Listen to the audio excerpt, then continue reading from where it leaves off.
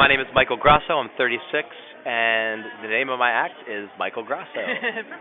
I'm actually going to move a little closer so that Cool. you don't have to stretch your neck while we're talking.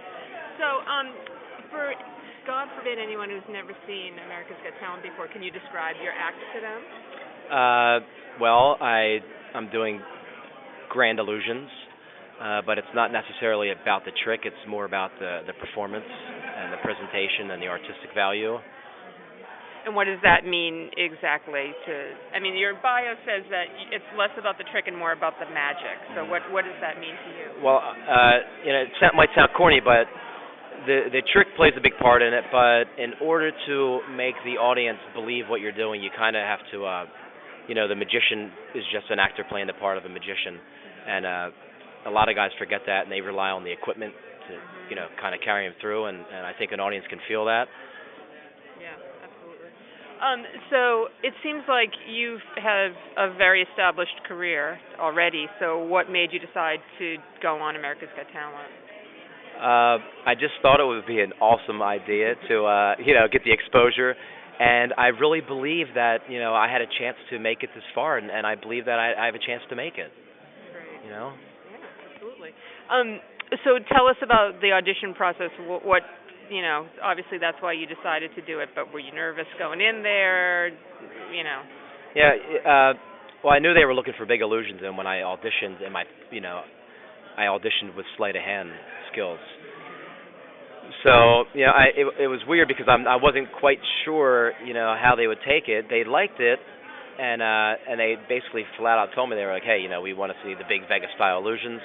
So I had to prepare for that, and it's really hard to do that within 90 seconds. That's how long you have. Yeah, you only have 90 seconds. So it's you got to cram you got to take a 3-minute act and cram it into that time frame. It's hard. Yeah, absolutely. And what's being on the show like? Do you get nervous? It sounds like everybody obviously has rehearsals and stuff, but you have major equipment and props to prepare. So Yeah. How do you do that? Well, I have my brother, and I have a really good friend of mine who's helping me out. So that's helped. That's taken a lot of the weight off. It's really difficult for the magicians because it's risky. You have to keep coming up with bigger and better. Everything has to be a closing act. And what magician has 7 closing acts? So that's been very difficult. And more than that, I've been doing a cabaret show my whole life, and it's all up. It's all on me. Now having 7 people backstage running my illusion, anything can go wrong, and I can't cover it up. So it's a lot of 90% of the control is out of my hands, and it's with my assistant Lindsay and my director Rico and my brother Joe. It's terrifying. I hate it. It must be nice having your brother there, though. Yeah, sisters. okay. Yeah, we're honestly me and my brother are best friends, and he's been with me this whole ride. He's a drummer, so when we do gigs, we do some rock clubs, and we have a whole 3-piece band. Oh, that's cool. The front man's a magician. I don't sing, but That's awesome. Yeah, we're sisters, and we've been working together for years now, so cool. we know how that feels. Absolutely get it. Are you getting recognized on the street now that you've been on the show? I am. As a matter of fact, back home, a woman dropped a piece of paper on the street, and I bent down to pick it up, and she was like, "Oh no, that's okay." And a gentleman behind me said, "Oh, I'm sure he can make it disappear." And I turned around, and he's like, "Yeah, you can make it disappear." And he recognized me from the show, so that was pretty crazy. And And did you make it disappear? Yes. It was the greatest illusion I've ever I know, right?